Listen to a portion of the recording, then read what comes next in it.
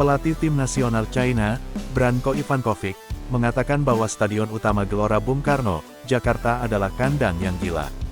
Sejauh ini, baru Jepang yang bisa mengalahkan timnas Indonesia di grup C ronde ketiga kualifikasi Piala Dunia 2026 zona Asia.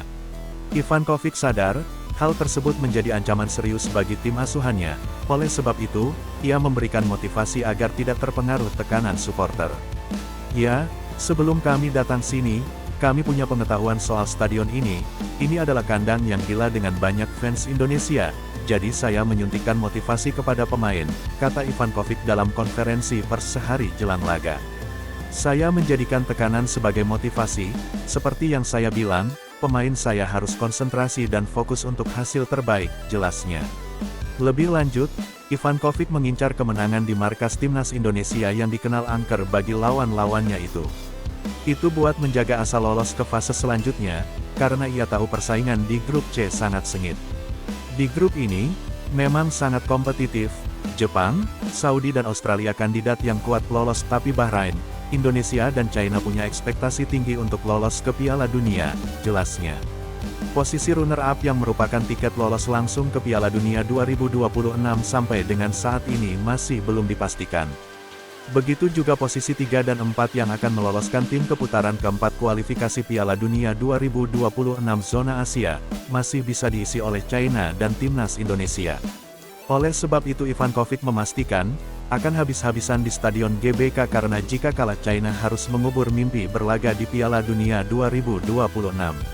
Namun, ia tahu tidak akan mudah karena timnas Indonesia punya ambisi yang sama seperti China mau lolos ke fase selanjutnya. Timnas Indonesia yang sangat kompetitif, punya penampilan bagus di laga sebelumnya.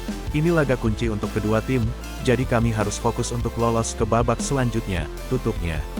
Skuad Garuda juga harus menang buat mengunci posisi 4 besar, dengan harapan Arab Saudi mengalahkan Bahrain.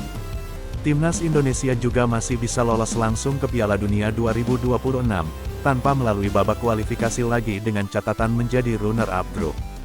Jika mau skenario itu terjadi, timnas Indonesia harus mengalahkan China dan Jepang pada tanggal 10 Juni sambil berharap Australia serta Arab Saudi kalah.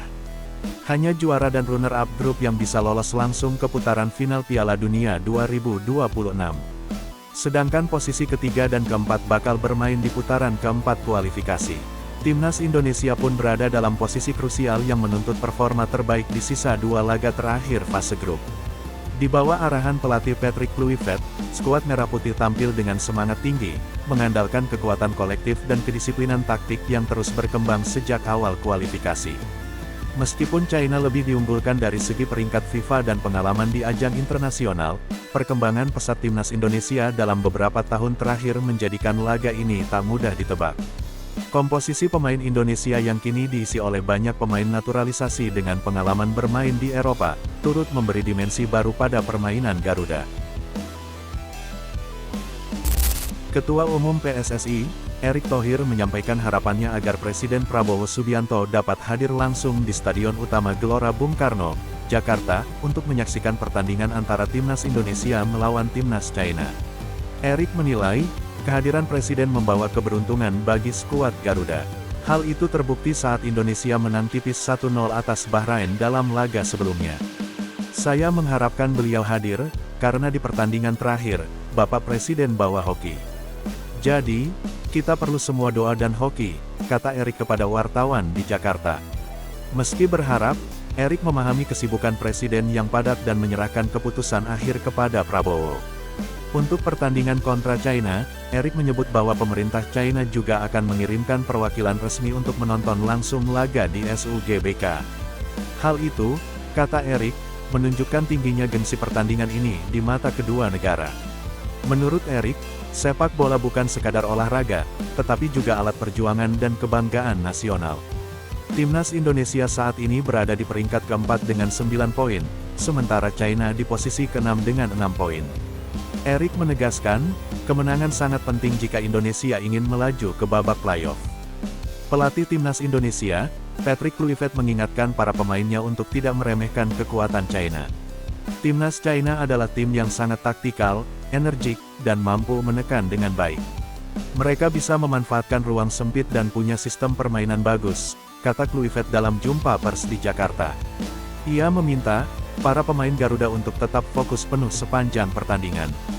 Kami perlu fokus 100% ke permainan. Jangan anggap enteng lawan, ujarnya. Patrick Kluivert optimis bisa meraih kemenangan dan 3 poin dalam laga Indonesia vs Cina tersebut. Patrick Kluivert juga menyampaikan percaya para pemain bisa menjalankan strategi yang disiapkan setelah melakukan pemusatan latihan. Semua yang kami latih saya lihat kembali dalam performa mereka di lapangan. Saya sangat percaya pada para pemain saya bahwa mereka bisa mengeksekusi dengan baik rencana yang sudah kami siapkan, lanjutnya. Patrick Kluivert juga menyoroti transisi permainan dan kemampuan membaca pola lawan, khususnya Cina. Beberapa amunisi pemain baru, seperti Miss Hilgers dan Eliano Reijenders juga memperkuat timnas Indonesia di bawah asuhan Shin Tae-yong untuk berlaga di kualifikasi Piala Dunia 2026. Hal terpenting bagi saya adalah para pemain mampu mengenali situasi dan pola permainan lawan yang sudah kami pelajari. Saat kehilangan bola dan dalam 2 momen transisi, para pemain menunjukkan perkembangan yang luar biasa, kata Kluivert. Sebelumnya, timnas Indonesia sendiri tampil cukup baik di kualifikasi Piala Dunia 2026. Terbukti, timnas Indonesia berhasil mengalahkan Bahrain di Stadion Gelora Bung Karno pada tanggal 25 Mei tahun 2025 dengan skor 1-0. Dengan hasil tersebut, timnas Indonesia masih berpeluang untuk bisa lolos ke Piala Dunia 2026.